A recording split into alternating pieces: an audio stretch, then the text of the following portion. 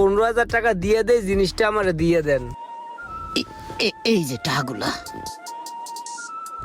কি রে ভাই, প্রথমে আমি দেখলাম এরা উইরা জুইরা বইয়া জিনিসটা লয়ে যাবো গা, এটা তো কোনোভাবে বইতে দেওয়া যাবো না।